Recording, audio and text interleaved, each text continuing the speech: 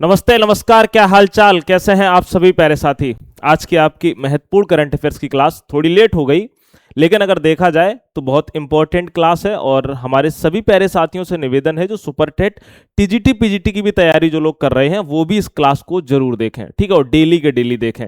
Current affair same होती है और शिक्षक भर्ती से रिलेटेड जितनी भी करंट आती है टीचिंग एग्जाम में वो सारी की सारी हम करवाते हैं, ठीक है। और आज के करंट अफेयर्स में पिछले 6 मंथ का रिवीजन भी करवाएंगे और आप लोग एक बार बताइए, और पिछला रिवीजन भी करवाएंगे और साथ साथ वन लाइनर रिवीजन भी करवाने वाले हैं। तो आइए सभी प्यारे साथी जुड़ेंगे और सेशन को एक बार लाइक जरूर कर दीजिएगा, ठीक है। अच्छा, आज की आपको एक बढ़िया सी खबर सुनाते हैं। हाल ही में कॉमर्शियल ब्रांडिंग के तहत लखनऊ से दिल्ली के बीच चलने वाली तेजस एक्सप्रेस का नया नाम क्या रखा गया है। देखो मेरे भैया जी, लखनऊ से दिल्ली के बीच चल रही है कौन सी, आप कहोगे भैया जी तेजस एक्सप्रेस। और अगर हम बात करते हैं इसका नया नाम क्या रखा गया है, इसका नया नाम रखा गया है स्प्राइट तेजस एक्सप्रेस। यानी कि ट्रेन वही है लेकिन इसको क्या बना दिया गया है, आप कहोगे भैया जी स्प्राइट बना दिया गया है, प्रचार कर दिया गया है और तगड़े में प्रचार किया गया है। मतलब देखो लिखा है ना स्प्राइट ठंड रख, है ना। मतलब कुछ दिन के लिए अगर अनाउंसमेंट किया जाएगा कि तेजस एक्सप्रेस कानपुर सेंट्रल पर प्लेटफॉर्म नंबर 3 पर आ रही, ऐसे नहीं बोलेंगे स्प्राइट तेजस एक्सप्रेस। यात्रीगण कृपया ध्यान दें, स्प्राइट तेजस एक्सप्रेस, है ना, प्लेटफॉर्म नंबर 2 पर आ रही है। समझ रहे हो ना। मतलब एक तरीके से देखा जाए इसकी ब्रांडिंग करी जा रही, कुछ ही दिनों के लिए है, लगातार नहीं है, जिससे कि क्या है, इससे रेलवे को एक फायदा होगा। रेलवे एक विज्ञापन भी भैया कर सकेगा, वहां से भी पैसा कमा सकेगा। गाड़ी में वही सारी चीजें हैं, बस ऊपर से चिपका दिया है। अब आगे आगे देखो आपको क्या क्या नाम देखने को मिलता है, ठीक है। चलिए थोड़ा सा बात कर लेते हैं कि भारतीय रेलवे के इतिहास में पहली बार किसी ट्रेन का नाम किसी व्यवसायिक ब्रांड के नाम पर रखा गया। ऐसा इतिहास में भैया पहली बार हो रहा है। हमने आपसे कहा आप हमसे करंट पढ़िए, आप उन चीजों को समझ पाएंगे, ठीक है। नोट आपको ये नहीं करना है, हमने आपको बताया 99 का जो बैच है उसमें आपको बढ़िया तरीके से पूरा पीडीएफ मिलेगा। मेरे भाई अगर आपने ये बैच ले रखा है, सभी लोग ले रखे हैं, अगर आपने भी ले रखा है तो याद रखना यहां से जीके और करंट दोनों कवर हो जाएंगी, क्योंकि अक्सर कर जो हम सारी की सारी जीके डिस्कस करते हैं वो पीवाईक्यू में पूछी गई होती है, ठीक है, याद रखना।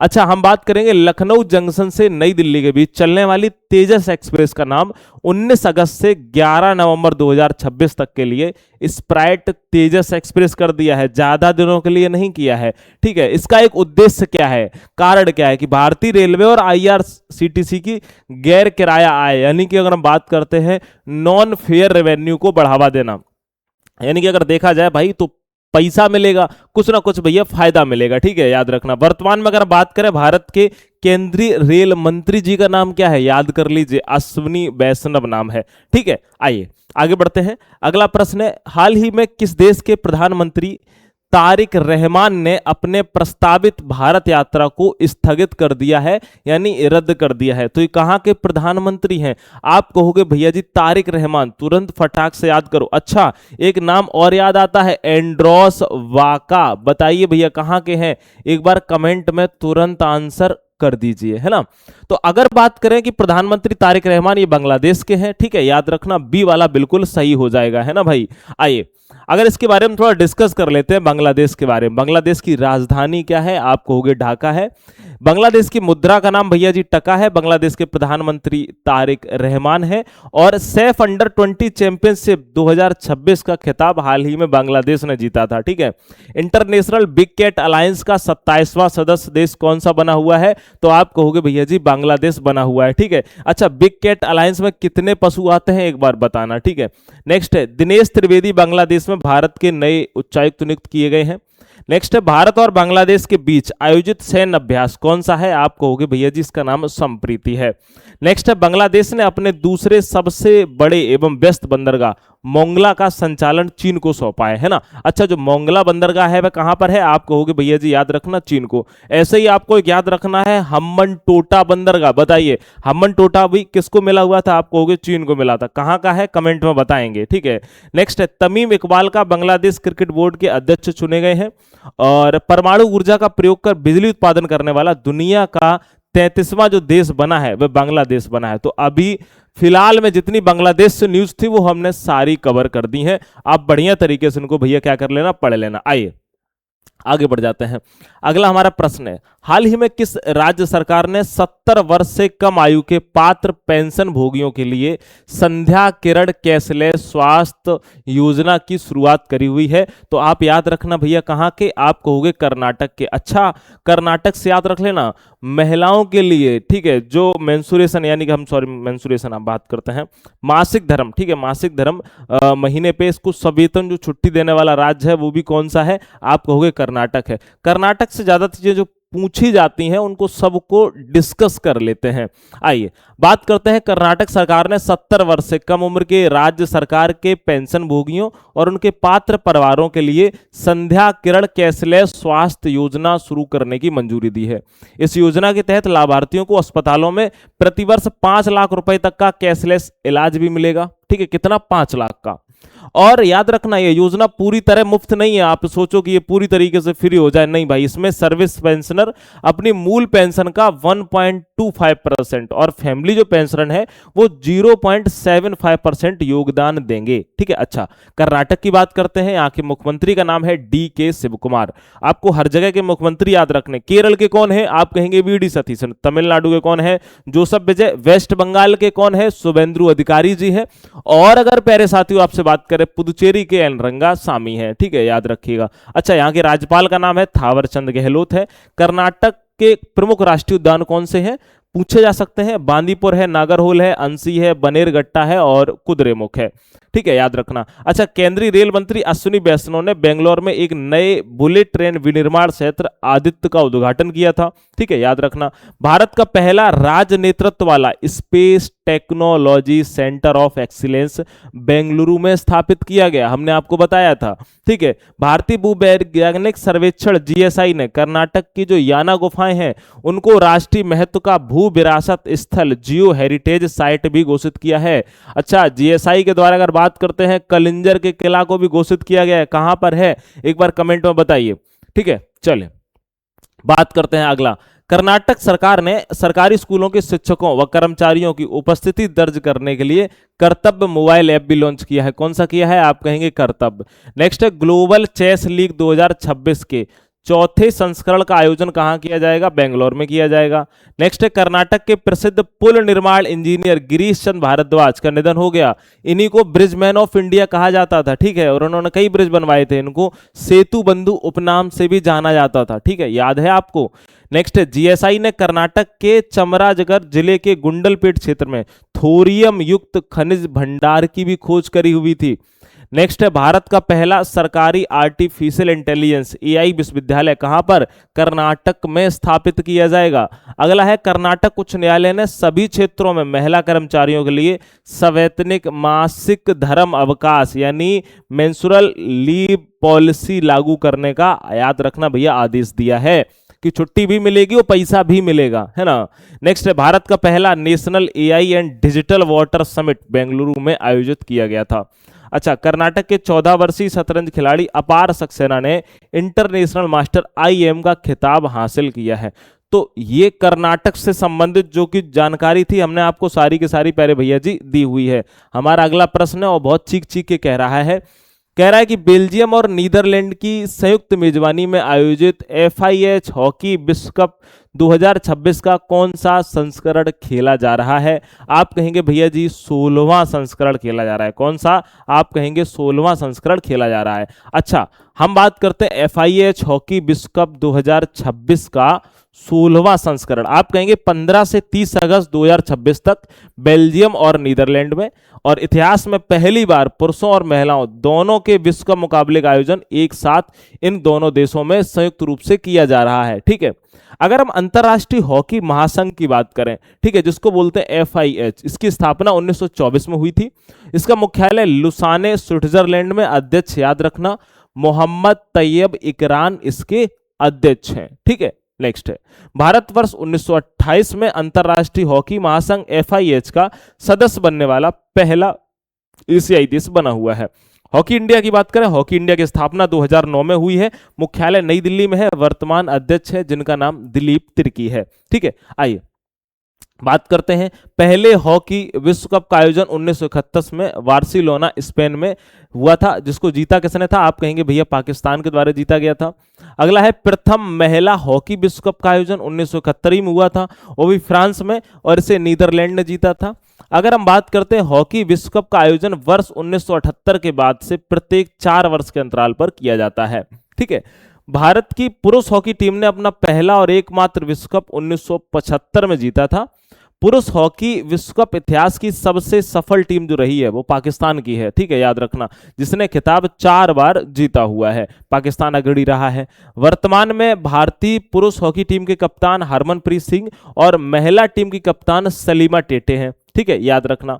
नेक्स्ट है अगला बात करते हैं एशियाई हॉकी महासंघ AHF का मुख्यालय कुआलालंपुर मलेरिया में स्थित है। ठीक है, मलेरिया नहीं, मलेशिया में स्थित है, माफी चाहते हैं। ठीक है, यहां तक आपका कवर हो चुका है। आइए आगे बढ़ते हैं। हमारा अगला प्रश्न है, हाल ही में भारत ने किस देश के साथ मिलकर रिस्टोरेटिव हेल्थ केयर विषय पर आधारित पहले संयुक्त हैकाथॉन का आयोजन किया है? बताइए। तो आप कहेंगे भैया किस देश के साथ मिलकर, तो आप कहोगे भैया इजराइल के साथ मिलकर। इजराइल इस टेक्नोलॉजी में काफी हद तक आगे बढ़ रहा है। ठीक है, भारत और इजराइल ने स्वास्थ्य संबंधी समस्याओं का तकनीकी समाधान खोजने के लिए अपने पहले संयुक्त हैकाथॉन का आयोजन किया है। अच्छा, याद रखना, पुनर्स्थानात्मक स्वास्थ्य सेवा जिसको बोलते हैं रिस्टोरेटिव हेल्थ केयर थीम पर आधारित इस कार्यक्रम में दोनों देशों के युवाओं और इनोवेटर्स ने भाग लिया है। ठीक है, इस पहल में भारत की ओर से थापर यूनिवर्सिटी ने नोडल पार्टनर के रूप में भी भूमिका निभाई हुई है। और अगर हम इजराइल के बारे में देखें तो आप कहोगे इजराइल की राजधानी क्या है? आप कहेंगे भैया यरूशलेम है, जिसको जेरूसलम बोला जाता है। ठीक है, याद रखना, इजराइल की राजधानी क्या है? आप कहोगे भैया जी जेरूसलम है। ठीक है, मुद्रा यहाँ की न्यू शेकेल है। राष्ट्रपति का नाम है इसहाक हरजोग। प्रधानमंत्री का नाम है बेंजामिन नेतन्याहू। भारतीय प्रधानमंत्री नरेंद्र मोदी को जेरूसलम में इजराइल का एक सर्वोच्च संसदीय सम्मान speaker of the Knesset medal से सम्मानित किया गया था। अभी आपको पता है ना, प्रधानमंत्री मोदी जी को सम्मानित किया गया था। और जबकि ये सम्मान पहले था भी नहीं, पहले मतलब अगर देखा जाए तो इतिहास में था भी नहीं, तुरंत बनाया गया और उनको दे दिया गया गरम गरम, है ना। इजराइल ने पूर्व अमेरिकी राष्ट्रपति डोनाल्ड ट्रंप को अपने सर्वोच्च नागरिक सम्मान इजराइल शांति पुरस्कार से सम्मानित किया है। और दिया किसको? डोनाल्ड ट्रंप को। मतलब तुमको कहां लगता है वो शांति वाला व्यक्ति है? और वो बीच में चिल्ला रहा था कि हमें नोबेल भी चाहिए। ठीक है ना, तो देख रहे हो तुम। चलिए अगला प्रश्न है, वर्ष 2026 में पहली वर्ल्ड एथलेटिक्स अल्टीमेट चैंपियनशिप का आयोजन किस शहर में किया जाएगा? प्यारे भैया जी, इसका आयोजन जो किया जाएगा वो बुडापेस्ट में किया जाएगा। अच्छा बताइए कहाँ की राजधानी है? तो आप कहोगे हंगरी की। ठीक है, याद रखिएगा। चलिए अगला बात करते हैं। कह रहा है प्रधानमंत्री गरीब कल्याण अन्न योजना के तहत CBDC आधारित प्रत्यक्ष लाभ अंतरण DBT शुरू करने वाला देश का पहला केंद्र शासित प्रदेश कौन सा बना हुआ है? तो याद रखना, पहला जो केंद्र शासित प्रदेश बना है भैया वो बना है चंडीगढ़।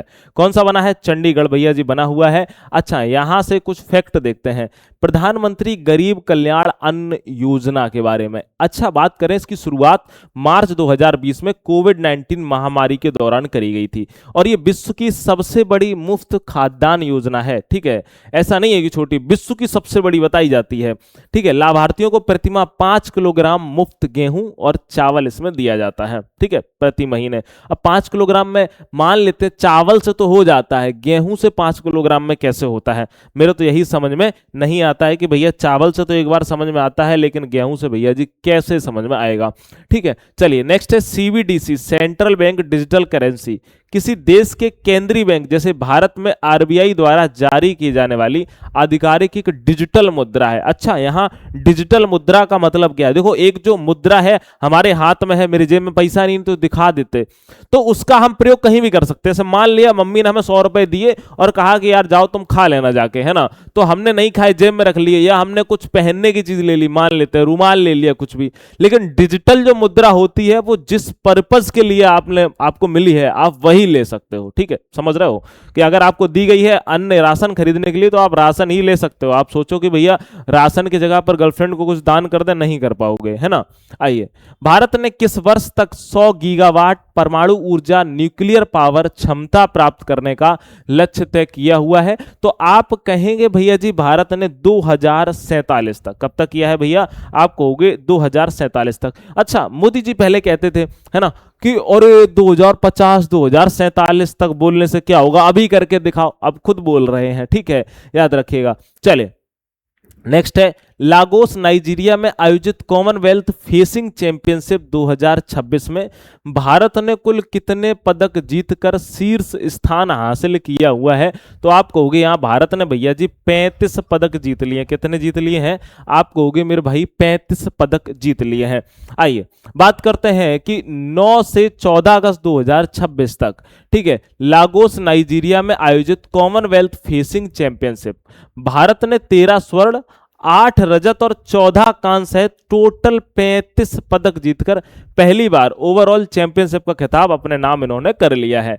इस शानदार प्रदर्शन के लिए भारतीय टीम को प्रतिष्ठित एक अवार्ड या ट्रॉफी मिली है, विलिंगकिसन स्वार्ड ट्रॉफी से भी इनको सम्मानित किया गया है। पदक तालिका में बात करें, भारत पहले स्थान पर रहा है, इंग्लैंड दूसरे स्थान पर रहा है और नाइजीरिया जो है वह तीसरे स्थान पर भैया जी रहा हुआ है।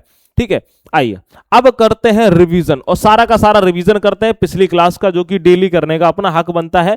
और आइए भाई रिवीजन की क्लास में आप सभी का भाई स्वागत है। बताएंगे, कह रहा है हाल ही में ग्रामीण ज्ञान सेतु ऐप का शुभारंभ किसके द्वारा किया गया है? तो आप कहोगे भैया जी किसके द्वारा? अमित शाह जी के द्वारा किया गया है। ठीक है, अंकल के द्वारा किया गया है। नेक्स्ट है कि हुरून इंडिया 2026 की सबसे मूल्यवान पारिवारिक व्यवसाय सूची में प्रथम स्थान किसने प्राप्त किया है? तो आप कहोगे भैया जी अंबानी परिवार ने प्रथम स्थान प्राप्त किया। अब तो कमेंट में आंसर दे पाओगे ना, बता पाओगे कि कितने सही निकले हैं।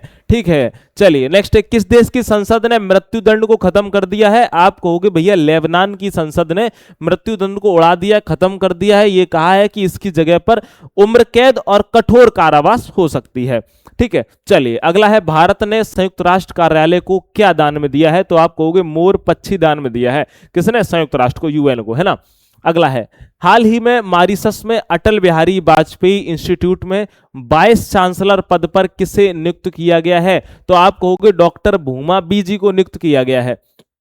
नेक्स्ट है, हाल ही में किस राज्य की पुलिस ने शहीदों के परिवारों की मदद के लिए टीजी वीर पोर्टल लॉन्च किया है? बताइए भैया। तो आप कहोगे भैया तेलंगाना राज्य की पुलिस ने, है ना, याद रखिए। अगला है, हंगरी के नए राष्ट्रपति कौन बने हुए हैं? हमने आपको बताया उनका नाम है भैया एंड्रोस बाका। कौन बने हैं? एंड्रोस बाका बने हुए हैं। अगला है, हाल ही में विभाजन विभीषिका स्मृति दिवस किस तिथि को मनाया गया? आप कहेंगे भैया 14 अगस्त को मनाया गया। ठीक है, हमारा अगला प्रश्न है, हाल ही में नई दिल्ली में डॉक्टर अंबेडकर अंतरराष्ट्रीय केंद्र में किसका पहला राष्ट्रीय सम्मेलन आयोजित किया गया है? तो आप कहोगे भैया जी याद रखिएगा कि IIST सूत्रा 2026 का। अगला है, गुजरात के किस जिले के जूनाडीसा में एक बड़ा रेगिस्तान थीम वाला चिड़ियाघर और सफारी बनाया जाएगा? आप कहोगे भैया बनासकांडा। अगला बात करते हैं और हमारा सेशन होता है खत्म। अब आप सुन लो प्यार की बात बढ़िया सी। आपको डाउनलोड अभी क्या करना है? आपको डाउनलोड करना है वन डे एग्जाम स्टडी, है ना, और इस ऐप को आपको डाउनलोड करना है। ठीक है, और इस ऐप में आपको एक बैच दिख रहा होगा जिसका मात्र रेट आपको 99 रुपए है। यानी आप हमसे ये कभी भी नहीं कह सकते कि हम आपको लूटते हैं। ठीक है, हम आपको कम समय में जितनी लागत लगती है चीजें देने का प्रयास करते हैं। जो हमारे पीजीटी वाले भी भैया हैं और टीजीटी वाले भी हैं, सुपर टेट वाले भी हैं, वो भी सुन लें। ठीक है, क्योंकि ज्यादातर जितने लोग इस क्लास को डेली देखते हैं वो तो ले चुके हैं, जो नए हैं उनको बताते हैं। यहां पर आपको 50+ टॉपिक एग्जाम के समय पर आपको मिलेंगे। अभी आपको क्या मिलेगा? आप कहोगे जनवरी से लेकर भैया जुलाई तक आपको संपूर्ण ई बुक मिल जाएगी, जिसको आप प्रिंट करवा सकते हो पूरी करंट की। समझ रहे हो ना? उसके साथ साथ जो हम जीके की मैराथन कराएंगे वो इसमें मिलेंगी। ठीक है, और हम इसमें जीके की भी भैया जी कंप्लीट क्या जोड़ेंगे, धीरे धीरे करके पूरी ई बुक जोड़ देंगे। यानी कि आप अगर 99 वाला लिए हो ना, तो आप निश्चिंत रहो भाई, 60 से 70% आपका यहीं से निपटा देंगे। बढ़िया से रिवीजन होगा। और जो मैं लिखाता हूं, जो पढ़ाता हूं डेली, वो लिखना नहीं है, लिखोगे पक जाओगे, परेशान हो जाओगे। और 99 खर्च कर लोगे तो ऐप में हमेशा पड़ा रहेगा, आराम से जब मर्जी है तब खोलो और बढ़िया से रिवीजन कर लो। समझ रहे ना? ना खोने का डर ना कुछ भी। तो सुनो और उसके बाद ऐप में जाओ और ऐप में जाकर के बढ़िया से पढ़ो, है ना, तो अच्छी तैयारी हो जाएगी। समय बचाना है। अगर आप ये सोचो कि नोट्स बनाएं लिखें, भाई कुछ नहीं हो पाएगा। हाँ, कुछ इंपॉर्टेंट है, जैसे राष्ट्रपति है, प्रधानमंत्री हैं, इंडेक्स हैं, कुछ पहल हैं, कुछ उद्घाटन है। अगर ये छोटे छोटे हैं तो आप इनको अपना नोट इसलिए कर लो क्योंकि जब बैठे हो तब आप आराम से रिवीजन कर सकते हो। एक बार मुझे जरूर बताना कि आज की क्लास आपको कैसी लगी है। ठीक है, और मुलाकात अगली क्लास में करेंगे। अपना ख्याल रखना, स्वस्थ रहना, मस्त रहना। नमस्कार।